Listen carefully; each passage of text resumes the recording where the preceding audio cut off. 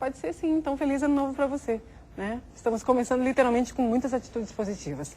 Deixa eu apresentar aqui primeiramente a Patrícia Santos. Tudo bem, Patrícia? Tudo ótimo. Nem precisa apresentação, né? A Patrícia sempre conosco aqui, motivando as pessoas, tanto na área do trabalho quanto na área pessoal. A gente precisa sempre, né, Patrícia? Constantemente, né, Naya? Que o ano não seja 10 só no ano, mas que seja 10 na nota que você vai atribuir a ele. Ai, adorei essa. Obrigada pela presença. Eu que agradeço. Imagina. Conosco também a Clarice Leal. Tudo bem, Clarice? Sim. Obrigada obrigada que tu vai ficar com a gente aqui. Motivação, sou feliz. Será que começa por aqui, hein? Começa quem sou eu, quem ser ou não ser, eis a questão. Essa eu até pergunto para a Marilda, é uma pergunta que ainda se faz para a gente começar a fazer uma triagem na nossa vida? Eu acho que sim, e acho que o ser feliz está diretamente relacionado à forma como eu me vejo. Como eu me vejo nesse mundo, se me vejo merecedora da vida, dos prazeres que a vida me proporciona, se me vejo com qualidades ou se me vejo como uma pessoa negativa, Sim, inútil. o espelho não diz muita coisa, o espelho só mostra pra gente assim, né? Exatamente. Pele, cabelo. Exatamente. Na verdade, os meus olhos expressam o meu sentimento interno e as minhas crenças a respeito de mim mesmo, né? E essas crenças, né? A gente comentando, porque nosso programa tudo está baseado nesse e-mail aqui. Os princípios para ter um ano 10, né, Patrícia? Que você até nos encaminhou, que, nossa, tem otimismo, temperança, responsabilidade, coragem, estar preparado, generosidade, acreditar em milagres. E se conhecer, né? Se conhecer. Começa em se conhecer. A gente faz uma analogia com o espelho, mas é interessante assim, ó, de manhã quando você olha para o espelho, a pessoa que você encontra é quem você gostaria de ver? O que você está olhando é o que você gostaria é difícil de responder. E lembrando que você está olhando para o seu chefe. Né? Então, quer dizer, se você olha para o espelho, está olhando para o seu próprio chefe, você assume a responsabilidade da tua felicidade, da construção dos seus relacionamentos. Porque quando as coisas dão errada, a maioria das pessoas culpam outras pelo que deu errado. Ao invés de pegar as rédeas e parar para pensar, por que deu errado? O que eu fiz? O que está dentro do meu comportamento que gerou esse tipo de atitude nas outras pessoas? Tem uma insatisfação pessoal, talvez, de frustração. Um pouquinho de insatisfação pessoal é bom, né, Naya? Porque isso faz com que você queira ser uma pessoa melhor, que você vá procurar estudar, que você procure se arrumar, que você procure agradar. Aquela inquietação, né? Aquela coisa que vai... Um pouquinho disso é bom. Agora, quando fica demais, daí é patologia. Daí realmente existe uma doença onde a pessoa não pode estar se desvalorizando o tempo inteiro. Não, isso que eu digo, imagina a Clarice lá nas palestras, né? As pessoas, o que as pessoas mais precisam hoje em dia? Na questão do trabalho, por exemplo. Que a realização da pessoa passa muito pela sua atividade diária, né? Seu trabalho. A alegria de viver. Eu acho que o humano conquistou o prazer. Vamos dizer assim, o prazer é físico e pesa. A alegria é espiritual e é leve. Tá. Você come uma comida gostosa, é ótimo. Daqui a pouco está pesada. Aí arrepende, já comi muito. Agora você fez o bem para uma pessoa, você fez uma atitude positiva. Eu destacaria como atitude positiva, eu acho espetacular a educação.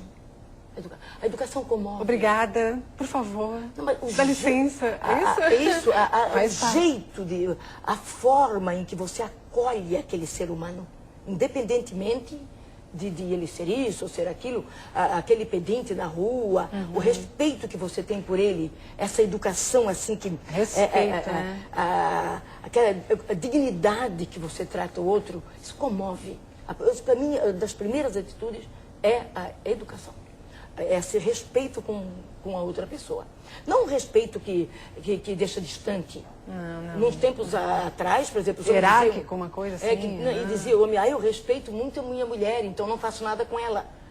Vou procurar outra pessoa. Por favor, me desrespeite daí, né? Desrespeite, somos casados.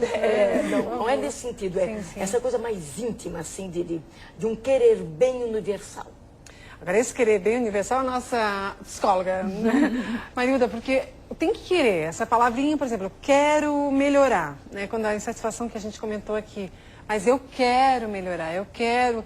Eu estava pensando... Acho que tem que ter esse querer? Eu estava uma pensando... atitude positiva? Que quando ela estava comentando a respeito do espelho, eu estava pensando assim, que talvez os nossos telespectadores pudessem se perguntar como eu gostaria de me ver no espelho, à minha frente, dentro de 11 meses, no final do ano. Que metas eu tenho para esse ano, metas realistas, né?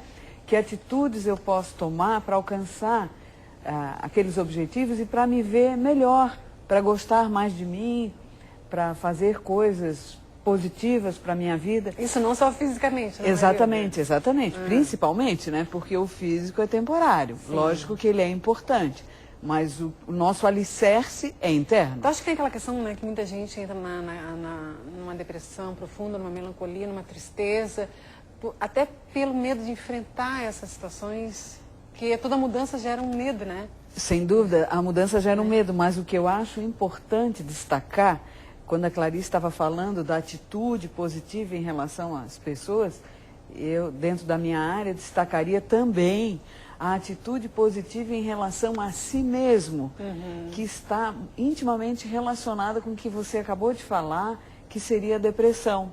Suponhamos, Aaron Beck, na década de 1960, ele fez uma pesquisa muito profunda e delineou a teoria cognitiva, criou a teoria cognitiva, onde ele constatou que a pessoa com depressão, ela tem uma visão negativa de si mesma, uma visão negativa do mundo, dos outros ao seu redor e uma visão negativa de futuro.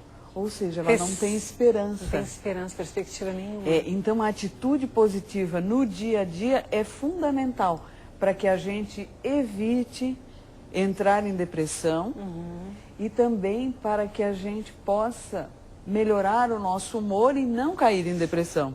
Ou curar a depressão. Imagina tudo isso, a gente focando, pega uma mulher agora, os filhos começaram a estudar, tem toda uma rotina de trabalho, né, de marido, de casa, aquela coisa toda, e manter sempre o pique, manter sempre o bom humor.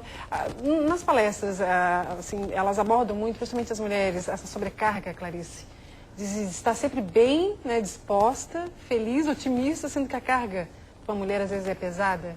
Eu acho que cada um tem que descobrir o que é luxo para si mesmo. Luxo? O que é luxo? O luxo talvez seja desfrutar de uma paisagem bonita, o luxo seja chegar em casa e tomar um banho gostoso. Quando ela se dá, estabelece que não entra numa voragem do que o mercado diz, a forma, o que tem que ser, você tem que ter isso, tem que ter aquilo, tem que fazer aquilo, onde ela acha o que é importante para ela, eu acho que daí relaxa um pouco isso. Tem que ser, aí passa para, cada um tem seu biotipo, é isso, né? Cada um tem um perfil, As pessoas precisam parar de fazer o jogo da vítima heróica, né? Sim. Então é aquela história, tudo na vida dela é um peso, é um problema, mas ela superou, né? Porque graças a ela a família está em pé. Então, gente, tem tanta gente aí procurando marido e não consegue. Se você tem um marido em casa, vai lavar a louça de joelho, agradecendo a Deus por ter um marido. Tem tanta gente aí pedindo um marido. Se você tem filhos aí saudáveis, sabe? Eles não trabalham mesmo. Você sabia que dava trabalho. Você não quis ser mãe? Então agora, desfruta o prazer de ser mãe. Não, porque daí fica sempre mirando um futuro triste, assim. Triste e sempre complicando, repara. Então resolve fazer um prato bem prático, que nunca para as mulheres, fez, homens e né? mulheres A que estão cozinha fica assistindo. daquele jeito. Por que que, né? Relaxa um pouco. Assim, ó, curta o prazer das coisas que você optou na sua vida. E aquilo que você não optou e que veio de uma bagagem, alguma missão tem. Se não tivesse uma missão, não estaria aí na sua vida. Então para pensar o que é que você tem que aprender com aquilo que você está vivendo. Não, isso vai bem nessa, mais ou menos na questão do otimismo, né? Tipo assim, você falou da fé, né? Agora do acreditar, de missão. Então acho que passa por aí também. As pessoas geralmente elas estão preocupadas o que é que a vida vai me dar, ao invés de se preocupar o que é que você vai dar para a vida. Quando eu me preocupo com o que eu vou dar para a vida me retribui. É mágico. O que eu vou dar para a vida? Né?